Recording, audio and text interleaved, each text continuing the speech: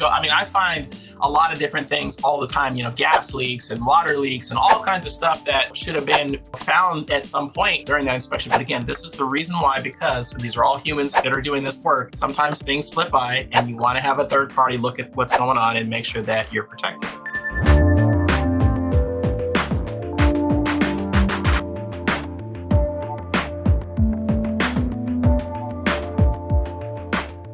I think it was like 2 weeks ago we talked about this. New builds are horrible, especially nowadays. I've seen so many things on new builds that should have never, been accepted. For example, speaking on air conditioning and heating systems, condensate leaks from the air conditioning always is going to create condensation while it's running. Lines not hooked up properly, lines where they're dripping, just plumbing fixtures in bathrooms that leak, gas leaks, improperly wired switches, all kinds of things we see. Now, I know that there's building inspectors and there's all these people from the county and all of that come in. But I'm telling you, everybody's human. They're going to miss things. It's always good to have a third party come in and look over again after some of the stuff. New builds are horrible, especially nowadays. I didn't really have anything at the time. I just talked about a couple of things, but this was actually real world experience in this case. Brand new home. It was already done. The homeowner already moved in. These are the kind of things that went past all of these quality control things that the builder was supposed to take care of, right? And so just by us doing our standard style home inspection that we would do on any home, these were the things that I found. And it was crazy, the amount of things. And now granted, this is just kind of the bigger stuff. I found a lot more, but they're more like cosmetic things that you shouldn't see on a new home, right? We don't really talk about. Oh yeah, I got pictures. I got pictures. So this was kind of the funniest thing. So I went into the attic and I popped the door open. Right, the lights on. This is kind of strange, right? So then I was going up there to do my business, and then I'm like hitting the switch, and I'm like, nothing's happening. Like, what's going on? The switch wasn't even hooked up to the light, so the light was just on all the time, right? So if she never, constant power. Yeah, all the time. So if she never actually had anybody come by and do anything at her place, it would have just been on the whole time and just never turned off. Oh shoot, it doesn't even work. It doesn't do anything. It's just like, what's going on here? Maybe that's one of those motion sensor thinking light. When you have an idea, it goes ding. And one of my colleagues said the same thing to me, and I'm like, you know what though? There's no motion sensor up there, and not to say that I've never seen that, because I've seen dimmers in an attic. I'm like, what? Did you just have an extra switch and you didn't have the regular one that you just? I'm gonna throw that dimmer up there, right? Because I want mood lighting when I'm working on the AC, So I want to set the mood when I'm working on the ducts. I just don't get it, but we see so many different things, right? But this was a first. I've never been into a house that the light just stayed on by itself all the time. So I thought that was rather interesting. So, just interesting. I was, again, just doing my regular thing, and I was testing the dryer outlet because they hadn't put a dryer in yet. They were going to have one brought in and installed. And I was testing it, and I'm just like, this is strange. Is my tester broken? Like, what's going on? Like, this is not something that I would expect. The outlet just doesn't work. There's just no power to it. So I went out and I checked the breaker just to make sure, is the breaker disconnected or wiring something? What's going on? No, everything's connected. Breaker's on, just no power. So have no idea what's going on somewhere behind the scenes. Maybe they just didn't connect it to the back of the outlet. There's so many different things that could have happened, but obviously, it makes me wonder. This makes me wonder, don't the city come out and inspect these permits and do walkthroughs with the home before it gets walled up? Do they just kind of turn a blind eye to this, or because this is a new build? So same thing we talked about a couple of weeks ago. I had mentioned that I pulled a permit for getting a water heater installed, right? The guy walked halfway up my driveway, was looking at whatever halfway up my driveway, and then he literally just turned around and walked away. I was ready to go up there and talk to him about everything and explain it all and say everything I did. I did everything exactly to code, like exactly what they want, right? And it was all the way to the back of the garage. So he was halfway up my driveway, turned around, walked away. I'm like, you couldn't even see it from there. What are you doing? Walk. That's a long walk. He's like, I don't want to walk that much. But this is what I'm saying. I really do feel like in some cases, they're not always, putting the full effort into it. I'm not going to say this is like a conspiracy, they got somebody on their payroll, but I think it's just laziness, or it's just, they just didn't look, as well as they should have. Too. It's the individual. It's not the department, right? It's just that Yeah. individual. Maybe they went on lunch and they didn't get their Happy Meal on time, and then they got upset, and then they just I don't know. Well, they thought they looked at all the houses, but they really didn't. They missed one of them, And I'm sure that there's another guy that comes along and tests all these outlets and does all these things using probably a tool that's very similar to this.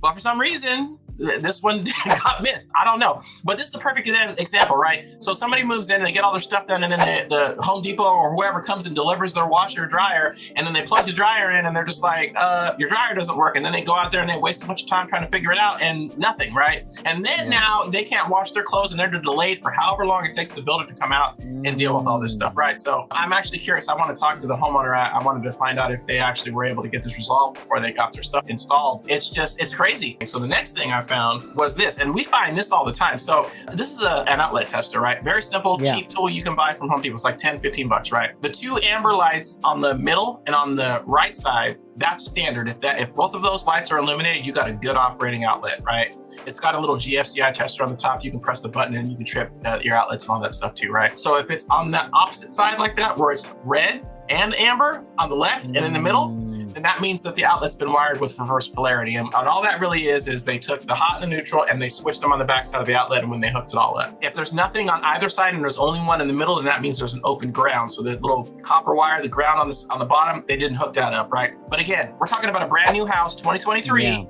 Everything should be perfect, right? And it would have been that way the entire time and no one would have ever known, right? So it's just small things again like this. And now most appliances, most things you plug in, for example, if you plug in a cell phone charger, it's not going to matter if it's reverse polarity.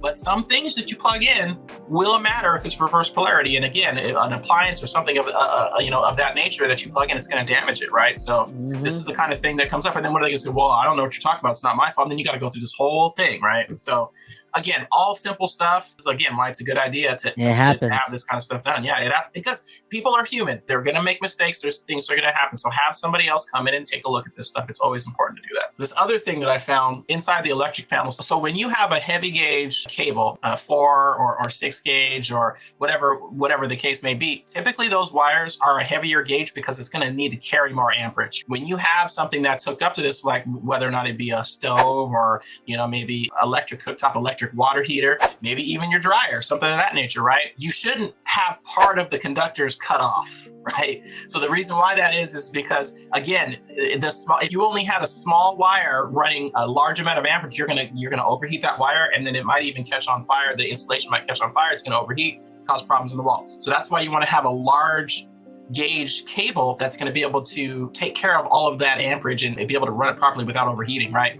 So in a case like this, they're basically cutting off half of the capability of this wire by doing that. I wonder why they did that, to make it fit. Because they're lazy. No, it's because they were lazy. It could have been because they made it fit, but the one on the top was fully installed, not cut at all. The one right above it. Yeah, it was just because they were lazy, right? They cut it too much, and then instead of stripping it back again and taking the time to do it, they just said, whatever. And then they just didn't do it. Sometimes it's just laziness, right? Do you remember what wire this went to? What breaker? I think this was it was either a 30 or a 40 amp breaker, and I think it was going to the air conditioner. Oh man, imagine them turning the air conditioning on during summer, full blast all day, all night, like what everybody does during the summer, and this wire gets super hot and it freaking melts, and then the AC turns off, or worst case it damages other electrical. Well, the worst case is it could cause a fire. That's the worst case, right? Yeah. So this isn't going to function the way it's supposed to. So the chances of that happening are a little bit more slim. I mean, there's still a pretty good amount of it connected, but there's, like I said, about half of it's disconnected and cut away. It's not going to have the capability that it should have. So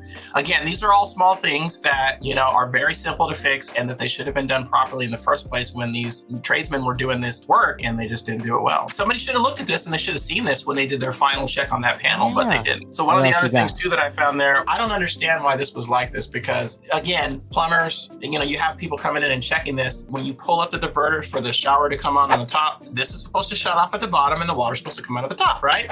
Very simple, shouldn't be a problem, right? You would think that this is not something that would happen on a brand new house with multiple people checking this thing, right? So for some reason or another, not only is the top clogged. They probably, put maybe too much, because I noticed that they used plumber's tape on it. They probably used too much, and maybe they covered up over the opening, and when they screwed the shower head on, maybe there was some sediment that got in the filter and it clogged it, whatever the case may be. But the whole point is this is a final check. Someone comes in and does the check on all the stuff, just like I would do as a home inspector, right? This is the end result. So you go to turn on the shower, everything works, everything's coming out of the tub. You pull up on the knob and water's still gushing out of the bottom and nothing's coming out of the top. So either this tub spout itself is defective, or there's something going on with the valve or the shower head. I mean, all of those things, but they're all things that should have been looked at and should have been caught by some kind of person that's in place on their team already. This is the final check thing that should have been taken care of. I just noticed that there's a lot of these things, whether or not it be quality control or whether or not it just be mistakes that are made by different trades. It's just things that shouldn't happen, right? So that, again, that's why it's very important to not only have representation, but, by a realtor,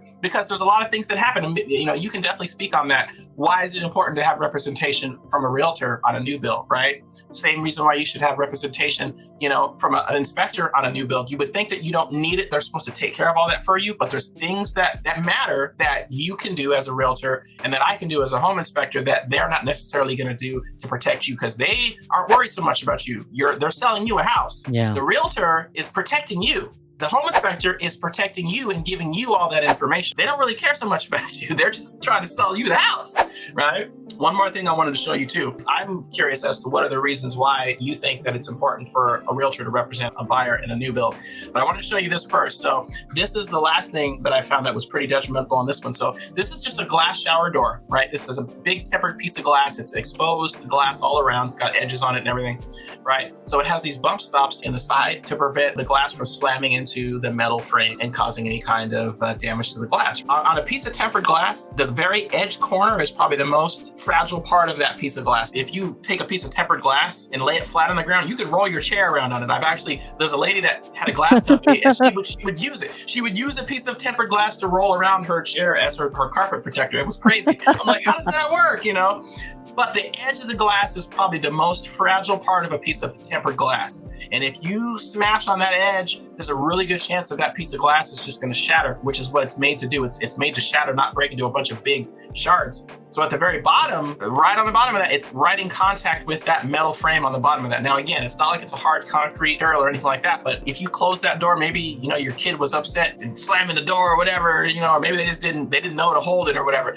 There's a really good chance that that door could catastrophically fail because the bump stop is not in the place that it needs to be to protect that piece of glass. This is like literally an eighth of an inch. This is a very small amount right here, but it's not contacting that bump stop. It's contacting the bottom of the glass down there on the edge, which is the most fragile part. That of is so glass. Dangerous. I know a few family members that have kids that like to slide those glass in and out all the time, and they don't just close it nicely. They go bam, and that's really a big nightmare right there. I can see from that photo. So I find a lot of different things all the time, gas leaks and water leaks and all kinds of stuff that should have been found at some point during that inspection. But again, this is the reason why, because these are all humans that are doing this work. Sometimes things slip by and you want to have a third party look at what's going on and make sure that you're protected. On a new build too, it's something so simple. I feel like something like this is probably just due to the fact that, these contractors are hiring a bunch of labor workers, right? And then maybe they're supposed to go through like 20 or 10 homes and they're supposed to put all these in one at a time. I don't know. This is just me thinking would have caused this to happen. They wouldn't buy all the homes with the little rubber cushion that was supposed to go on, and then this is the last house, and they thought, okay, we're done. This house has it too. Or did I put it in? Oh yeah, I did put it in, but then they never did it. They missed it. I feel like that's the only thing I could think of. Yeah. Well, and with these new builds, you figure it's like a cookie cutter, right? They're putting in the same thing in a lot of these different houses. They're putting in the same heater. They have a big stock of them in a warehouse or in a truck or wherever they store them. They have a whole stock of all these different ones, or they order them all at the same time and they get them all delivered to the site because they're all going to be the same. They do the same ductwork. They do the same registers. They do the same everything, right? Because unless somebody's asking for something custom, they're all going to be the same cookie cutter everything, right? If it's the same build, they're all going to be the same stuff, so they're going to bring in all the same stuff over and over and over again. But in this case, the bump stop being in the middle is totally fine. The problem is that for some reason, maybe the wood behind the wall wasn't exactly straight, and so the bottom of the shower surround was kicked out just a little bit more than it would have been, and so it pushed the frame of the door a little bit too, right? So they had to custom and make it a little bit different, right? And so maybe in this case, it was too close. Normally, right in the middle, it should be fine. It should take care of the problem.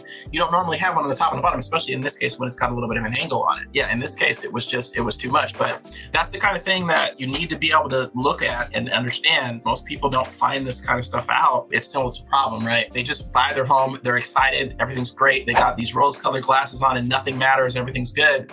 And then their kid goes and slams the door and they're like, I don't even understand what happened. Why did this happen? And then there's no indicator of why it actually happened. And they're just going to say, well, you broke it, so you're going to pay for it.